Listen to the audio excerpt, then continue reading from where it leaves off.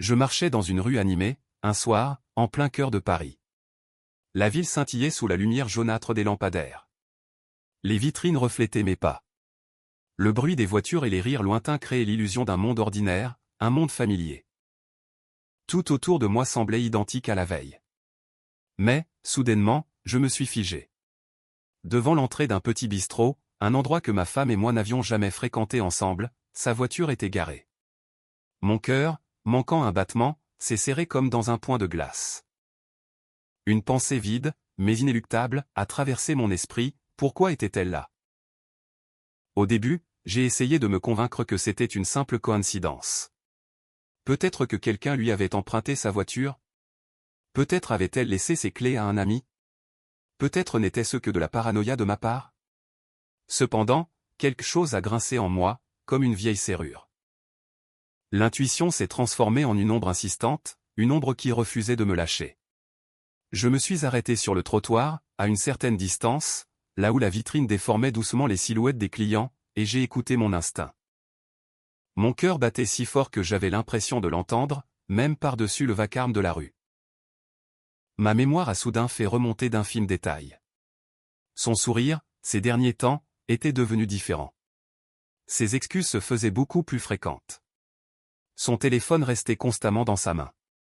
Nos conversations, elles, étaient devenues étrangement brèves et distantes. J'ai imaginé un inconnu assis dans sa voiture, tout en cherchant désespérément des explications rationnelles. L'idée d'une trahison avançait vers moi, d'un pas glacial. En m'approchant, j'ai ralenti l'allure, craignant que mes pas ne trahissent ma présence. La porte vitrée du bistrot était parfaitement transparente, et la lumière intérieure tombait doucement sur les petites tables en métal. Je me suis adossé contre la vitre, m'efforçant de ne pas respirer trop fort, pour éviter de créer de la buée devant moi. À l'intérieur, installée à l'une des tables près de la fenêtre, c'était bien elle. Son profil, que je connaissais jusqu'à la moindre ride au coin de ses yeux, était tourné vers un homme attablé avec elle. Il riait. C'était un rire intime, un rire insouciant, totalement dépourvu de cette distance qu'elle maintenait si soigneusement avec moi ces derniers temps. Elle a effleuré son visage. Ce n'était pas un simple geste amical, mais une caresse silencieuse, un contact qui en disait bien plus long que n'importe quel mot. Ce geste a absolument tout bouleversé en moi. Il a ravivé le souvenir de ces nuits où nous dormions dos à dos en silence, de ces conversations intimes où nous nous mettions à nu, et de ces promesses que je croyais, à tort, indestructibles. Je percevais chaque détail avec une clarté troublante, comme s'il se cristallisait dans mon esprit. Je voyais la façon dont la lumière jouait dans ses cheveux, la manière dont ses épaules se détendaient à cet instant précis, et la douceur avec laquelle cet homme lui caressait la main. Le monde autour de moi s'est figé. Même le grondement de la circulation, sur les boulevards parisiens, n'était plus qu'un murmure lointain. Une douleur brûlante m'a transpercé la poitrine, une souffrance difficile à décrire avec de simples mots. Ce n'était pas seulement une trahison amoureuse. C'était la trahison de toute une vie commune, une vie que j'avais bâtie avec tant de soin, année après année.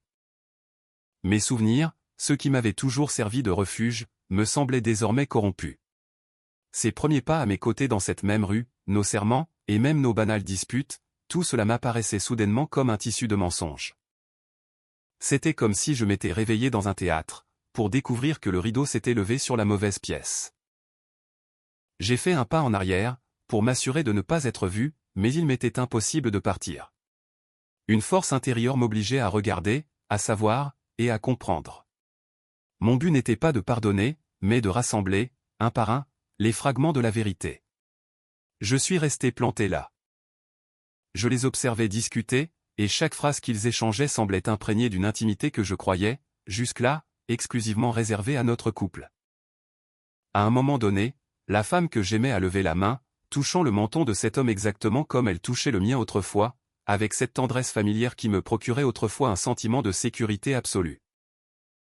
À cet instant précis, une jalousie acide s'est infiltrée dans chacun des nerfs de mon corps. Mes émotions s'enchaînaient à une vitesse terrifiante, passant du choc initial à un vide abyssal. Et de ce vide, je suis passé à une explosion de rancœur.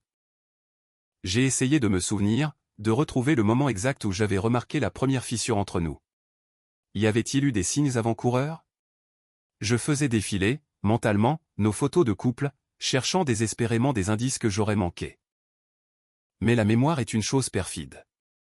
Elle a tendance à embellir le passé, ou bien à effacer les détails qu'il nous est trop douloureux de regarder en face. Maintenant, ma mémoire m'exposait la vérité toute nue, et cette vérité était d'une lourdeur insoutenable. J'ai vite compris que je ne pouvais pas agir sous le coup de l'émotion. Entrer dans ce restaurant en hurlant, ou faire un scandale public, ce n'était tout simplement pas dans ma nature. Je désirais autre chose, quelque chose de beaucoup plus précis, de plus tranchant. Si mon cœur venait d'être brisé, je refusais de le laisser se couvrir de cicatrices hideuses, causées par des crises d'hystérie ou de vaines accusations. J'ai donc décidé de continuer mon observation, de mémoriser les visages, de graver les gestes, et de construire une chaîne de preuves si solide qu'elle ne laisserait absolument aucune place aux justifications. Mon désir de vengeance n'est pas né d'une rage aveugle, mais plutôt d'un calcul froid et méthodique.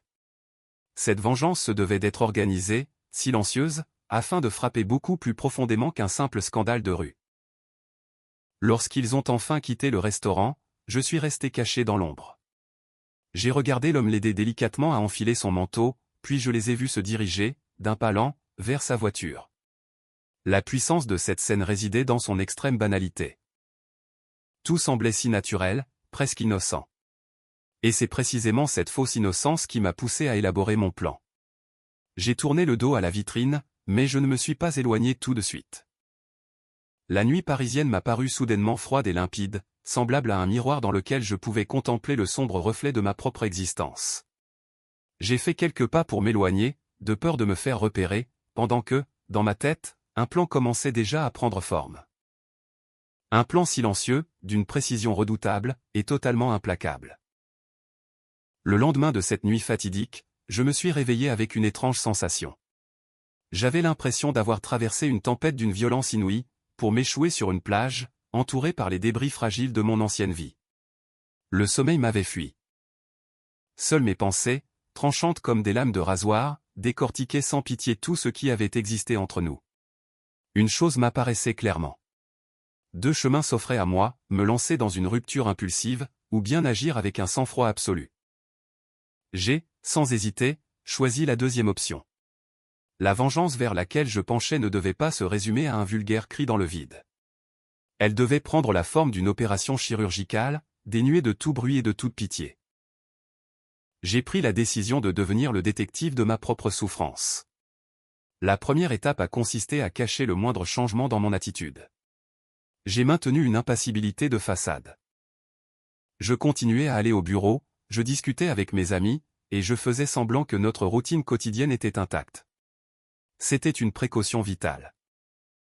Si jamais elle soupçonnait que j'étais au courant, elle redoublerait de vigilance, et il me deviendrait alors presque impossible de rassembler les pièces de la vérité. J'ai commencé à observer ses habitudes avec un certain recul.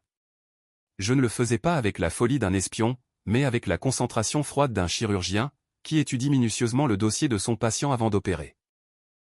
J'ai acheté une nouvelle carte SIM, et je me suis procuré un téléphone temporaire, grâce auquel je recevais des informations par des canaux très discrets. Il ne s'agissait pas de violer son intimité pour me complaire dans une sorte d'auto-humiliation. Le but unique était d'accumuler des faits avérés, des éléments qui ne laisseraient plus aucun espace pour ces mensonges. J'ai commencé à capter les plus petits détails. Je notais les appels qu'elle prenait uniquement en dehors de l'appartement, ces messages courts qui disparaissaient en une minute, ou encore ces fameux soirs où elle devait travailler tard au bureau. Je ne fouillais jamais directement dans son téléphone. Je refusais catégoriquement de lui donner l'occasion de me traiter de maître chanteur. Mon objectif final était d'obtenir des preuves solides, et non de lancer des accusations sans fondement. L'étape suivante a été la collecte de preuves tangibles. Je me promenais près des endroits où elle avait l'habitude de s'attarder. Je mémorisais les plaques d'immatriculation, j'observais les visages, et j'attrapais au vol des bribes de conversation, comme si je prenais des notes sur un carnet invisible. Je prenais des photos depuis une distance de sécurité, effectuant aussi des enregistrements de ces discussions dans des lieux publics. J'agissais avec une prudence extrême, sans céder à la panique, et en étouffant toute émotion. Chaque fragment d'information venait enrichir mon dossier de façon méthodique. Je cataloguais les dates, les heures précises, les noms, ainsi que les lieux de rendez-vous. J'avais parfaitement conscience d'une chose, si les émotions agissent comme un carburant, les faits, eux, constitue une arme redoutable. Plus ces faits seraient irréfutables, plus l'effet destructeur de la vérité serait grand, au moment où elle serait forcée de se regarder dans le miroir, privée de ses excuses habituelles. En parallèle, j'étudiais avec une grande attention ses réactions lorsque je lui posais de simples questions. La plus infime hésitation avant de répondre, ou une légère évasion dans le ton de sa voix, absolument tout était répertorié. Je discutais avec des amis communs, pour essayer de deviner, par des moyens détournés, qui dans son entourage pouvait être impliqué. Néanmoins, je prenais soin d'éviter les interrogatoires trop directs, car cela aurait pu éveiller ses soupçons. L'intégralité de mon enquête se déroulait dans le plus grand des silences, comme des pas discrets sur le sable juste avant une tempête. C'était totalement invisible, mais je tissais patiemment une toile destinée à l'emprisonner lorsque l'heure de rendre des comptes sonnerait. Bien sûr, j'ai traversé des moments de doute profond. La nuit, je faisais des cauchemars où je perdais peu à peu mon humanité, des rêves où ma vengeance se transformait en une victoire vide de sens, remportée au détriment de ma propre conscience. Dans ces moments-là, je me levais pour me préparer un thé, et je faisais l'effort de me rappeler les raisons qui m'avaient poussé à entamer ce processus. La réponse m'apparaissait toujours, à la fois simple et douloureuse. Je ne faisais pas cela pour l'humilier. Je le faisais pour garantir que je ne serais plus jamais trompé, et pour lui démontrer, de manière implacable, que la trahison a un prix. C'est cette motivation précise qui me donnait l'énergie de poursuivre, même si le côté inhumain de ma démarche continuait de me tourmenter régulièrement. Je m'accordais donc fréquemment de courtes pauses, une demi-heure passée sans échafauder de plan, simplement pour respirer, et pour éviter de me transformer en un monstre, étranger à moi-même. L'exécution pratique de mon projet exigeait un temps considérable, ainsi qu'une minutie extrême. J'ai passé au peigne fin ces relevés bancaires, cherchant de petites incohérences. Je scrutais ces notifications qui trahissaient des déjeuners inexpliqués, des achats étranges, ou encore des réservations d'hôtels. Prises isolément, ces données n'avaient rien de bien spectaculaire. En revanche, une fois croisées avec mes observations personnelles et mes photographies, elles constituaient une accusation accablante, un réquisitoire qu'elles ne pourraient en aucun cas balayer d'un revers de la main. Lorsque vous possédez une chronologie complète, allant de l'appel téléphonique à la rencontre, en passant par le message chiffré et le rendez-vous galant, la tromperie perd son caractère abstrait. Elle se mue, de manière indéniable, en une vérité solidement documentée. Je me préparais également pour la bataille psychologique qui n'allait pas manquer de suivre. J'avais pleinement conscience que la présentation des preuves ne devait pas se faire lors d'une crise de rage. Elle devait s'effectuer froidement, avec un effet maximum, calculé au millimètre. Mon intention première était de mesurer l'exacte profondeur de sa culpabilité. S'agissait-il d'une simple aventure passagère, ou bien d'une liaison entretenue sur la durée? Cet homme faisait-il partie de sa vie depuis un mois, ou peut-être depuis une année entière? Les réponses à ces interrogations définissaient les différents scénarios de ma vengeance. S'il s'agissait d'un simple égarement, je voulais la forcer à mesurer le coût de ce choix, fait avec tant de légèreté. Mais si, au contraire, j'étais face à un système de mensonges organisés, alors ma volonté de détruire ses fondations se devait d'être absolue. C'est pourquoi j'ai commencé à élaborer la façon dont j'allais lui exposer ces faits accablants. Je souhaitais ardemment éviter un scandale public, car je savais pertinemment qu'une scène en public flatte l'ego l'espace d'un instant, mais n'apporte, en fin de compte, aucun réel apaisement à l'âme. J'envisageais plutôt une scène privée, minutieusement préparée. Mon but était de la confronter à sa vérité, dans un moment où tous ses mensonges s'effondreraient, la laissant totalement dépourvue d'arguments. J'ai soigneusement sélectionné le lieu, j'ai choisi l'heure idéale, et j'ai même préparé les phrases que je prononcerais. Tout devait ressembler à une mise en scène théâtrale, où chaque détail convergerait pour que la vérité résonne, forte et claire, bien au-dessus du vacarme des émotions. Enfin, j'ai pris le temps d'analyser les risques éventuels, tant sur le plan affectif que juridique, vis-à-vis des lois de notre société. Je refusais que ma stratégie se retourne contre moi, et je ne voulais risquer aucune accusation de harcèlement ou de violation de la vie privée. C'est pour cette raison précise que chaque document audio, chaque photographie, avait été obtenu de manière à pouvoir résister à l'examen le plus sévère. J'ai géré mon temps et mon énergie avec une rigueur absolue, en appliquant une règle d'or, le minimum de bruit, pour le maximum de dégâts. Les jours se sont rapidement transformés en semaines de préparation. J'ai appris l'art d'être parfaitement invisible, tout en gardant un œil sur l'ensemble de la situation. Cette nouvelle posture m'a conféré une puissance étrange. J'étais devenu le maître absolu des informations, et, étonnamment, ce pouvoir ne m'effrayait nullement. Il me paraissait, au contraire, d'une nécessité vitale. Au fond de mon cœur, je savais très bien qu'une fois la vérité révélée au grand jour, rien ne pourrait jamais restaurer la chaleur de nos jeunes années. Mais, à vrai dire, je n'avais aucune envie de réparer quoi que ce soit. Ce dont j'avais réellement besoin, c'était de combler cette blessure béante que sa trahison avait creusée en moi. C'est dans ce but unique que j'ai continué à accumuler les preuves, jusqu'à ce que mon plan devienne aussi net qu'une incision chirurgicale, un plan parfait, impitoyable, et désormais inévitable. J'ai consacré des semaines entières à cette minutieuse préparation. Chaque détail, même le plus insignifiant, avait été anticipé pour lui couper toute voie de retraite, et la priver de tout échappatoire. J'en avais la certitude, le moment de vérité ne devait pas se transformer en une simple explosion d'émotions. Il se devait d'être un dénouement glacial, calculé, un point de rupture définitif. Le soir tant attendu, je l'ai appelé. Ma voix était posée, vierge de tout reproche et dénuée de la moindre nervosité. Mon prétexte était d'une simplicité enfantine. Je lui proposais un dîner en tête-à-tête, juste elle et moi, comme au bon vieux temps. Elle a accepté ma proposition avec enthousiasme, sans concevoir l'ombre d'un doute.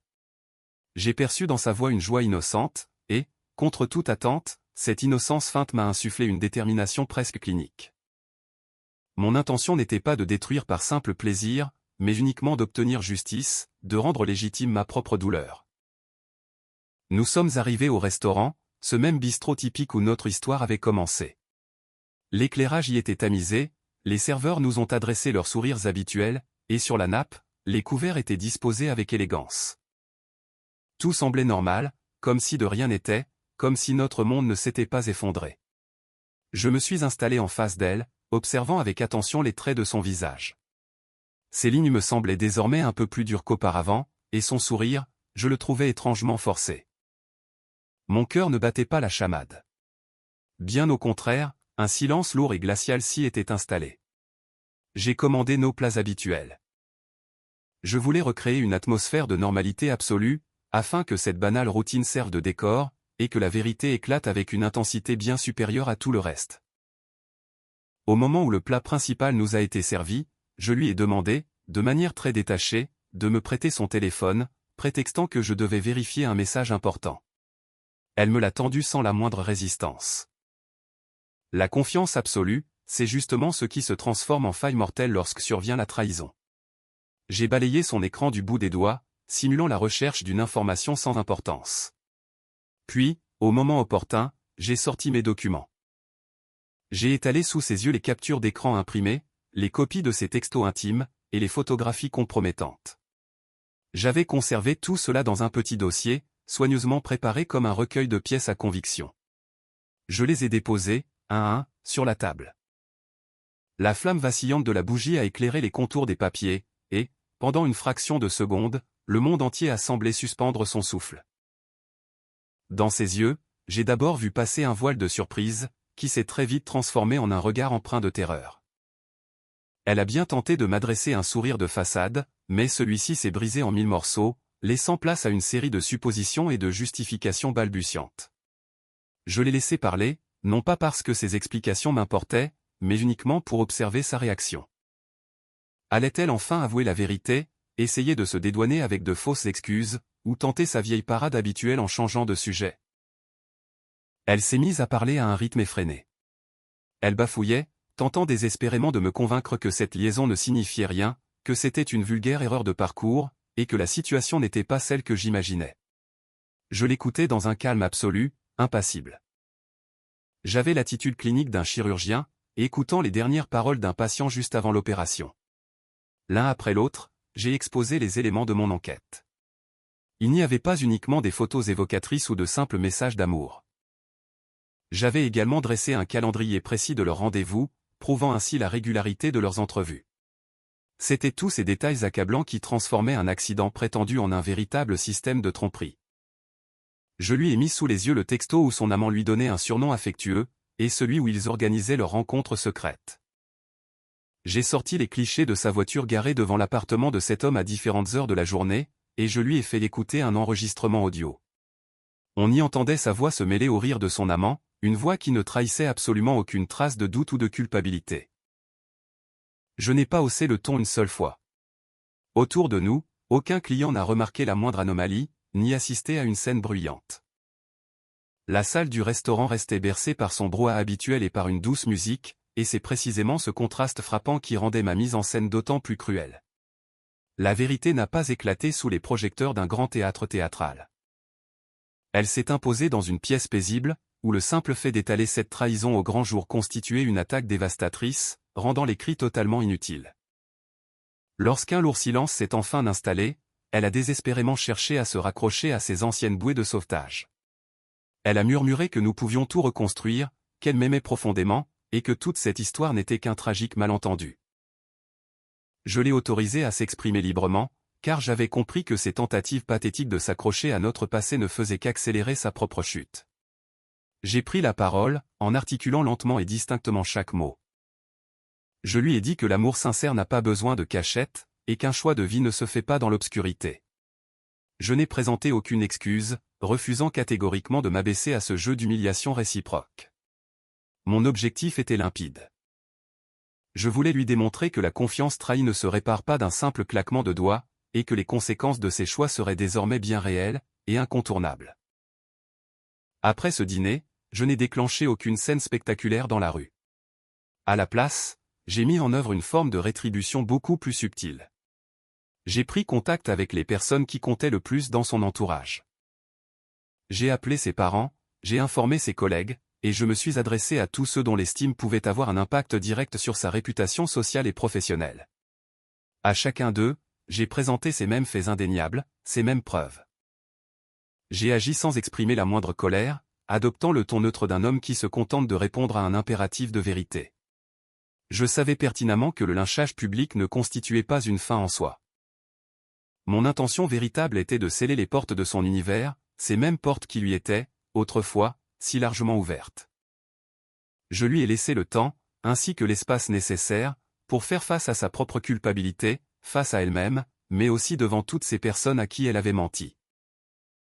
Toutefois, l'aspect le plus raffiné de ma vengeance ne résidait pas dans cette dénonciation. La vraie victoire, c'était d'avoir réussi à reprendre, en totalité, le contrôle de ma propre existence. Je n'étais plus la victime d'une situation absurde. Je m'étais métamorphosé en l'homme qui dicte les règles, et qui choisit les conséquences.